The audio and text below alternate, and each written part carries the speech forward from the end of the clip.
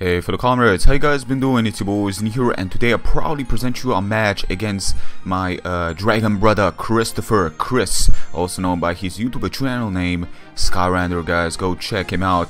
But anyways, basically looking at my team here, we got a team that has given me solid 19 wins in a row. You guys may not know because lots of battles have been passerbys, and some of them have been really good. And generally speaking, this team I absolutely love.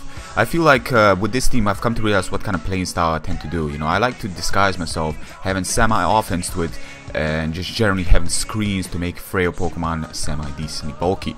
So here we go, ladies and gentlemen. I lead with specially orientated fly gun, which was actually sent to me by Chris, so I want to thank you for this.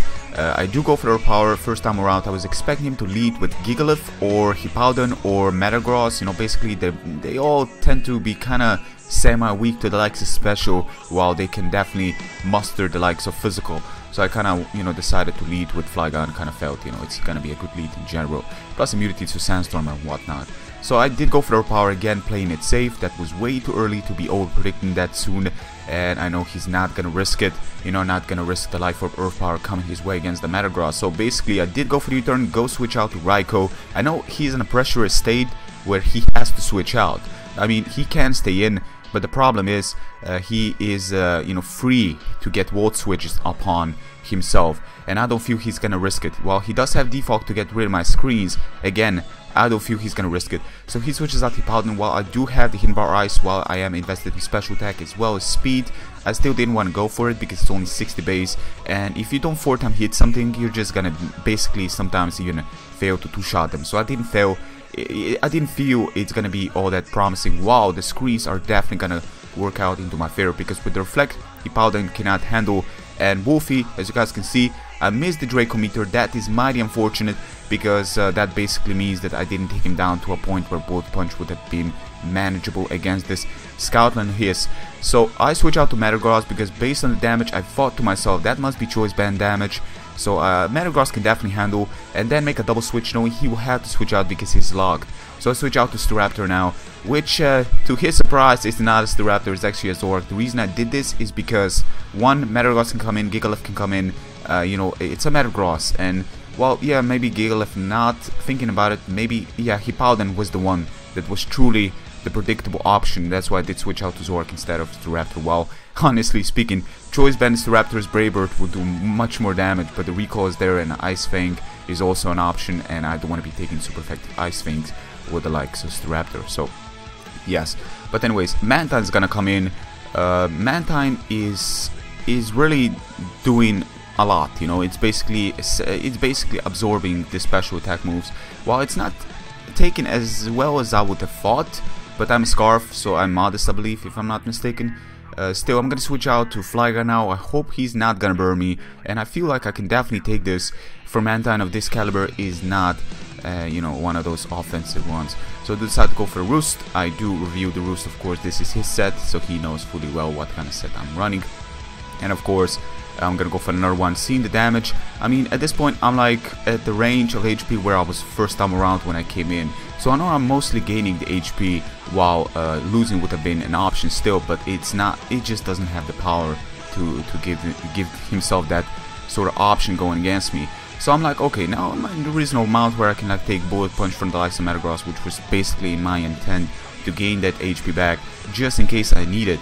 Because Metagross, again, it's powerful, especially Mega Metagross, which I still don't know. Maybe I can take Bullet Punch, maybe I can fail. Hopefully I can, but we're gonna see where we're gonna come down to that, if we're gonna come down to that even. Still, I switch out to Zoroark, not really a Zoroark, to Raikou, hoping I can take this cold, and I take it really well. Which again, he is really scared of the likes of Volt Switch. He cannot risk it, so I still go for the reflect this time around, and I do go for the light screen because I can outspeed, which kind of gives me knowing this is not Choice Scarf set.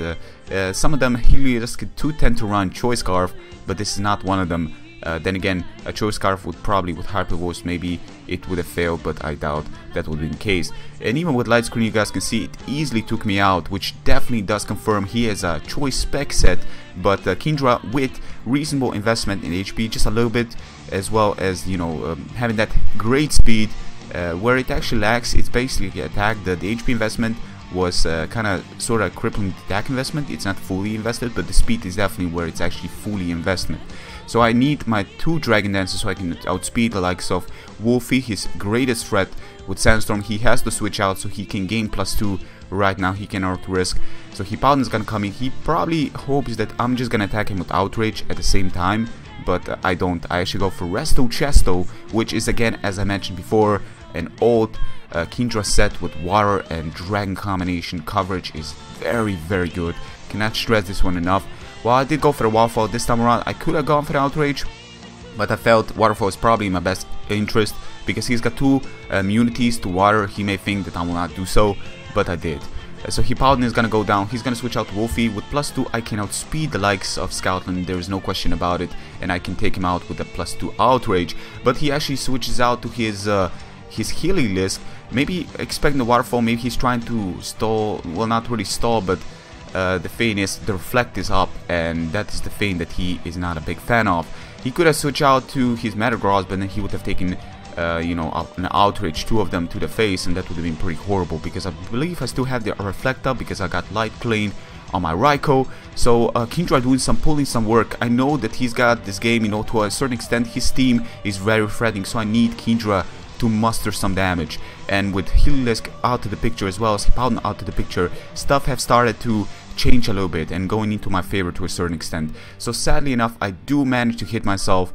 He's gonna go for Zen Headbutt again and easily take me out. So yes, light screen is gonna go away. Reflect, I believe, also did go away because the light screen was the setup I did manage to put up next. But for now, I'm gonna switch out to Metagross, knowing I can take his Earthquake, while he will probably fail because I'm actually invested in HP and attack, while him is probably invested in attack and speed, because Metagross does possess some incredible speed. Most will, you know, invest into that and not really mind the HP that he still possesses. While that HP is still pretty decent, it's gonna result in me surviving this return as well. Incredible. I'm gonna gain that attack rose and just go for the Bullet Punch with a +1. That will be enough to break down the Scoutland. Now I have 3 Pokemon left, so I gotta mention that even if he'd taken me out, I could have sacked Zoroark and managed to you know, kind of stall down this, the Sandstorm and switch out to Staraptor and go for Choice Bandit, Close Combat and so forth. So to a certain extent, I don't know how much that Metagross survival there mattered, but it definitely did result in a killable Scoutland with a +1, so I was extremely lucky there. And Staraptor is gonna come in. I could have switched out to the likes of basically I could have switched out to the likes of my Flygon, go for the U-turn, but I decided, you know, I'm gonna switch out to Staraptor because I want to see how much damage I can do. This is also gonna force him to switch out to his last remaining Pokemon, his Vulcan, his specially defensive, I believe, Assault Vest, used under Sandstorm. Yeah, Gigalith, very bulky. But Braybird, as you guys can see, does an incredible amount, extraordinary amount, I gotta say. And he will take me down with a too simple Rock Blast, but it's a Staraptor. It's not the bulkiest thing around if you aren't running like a Intimidate defensive set, which you can actually thinking about it. But I'm gonna switch out to Flygon. Still had Zoroark left. If Flygon fails to manage to fail and somehow goes down, but that will not be the case, and his last remaining will be taken out of the picture. So thank you very much, Sky, for this bell. It was an incredible match. I gotta say, to the point where I was using Kindra, you had this game. You really did.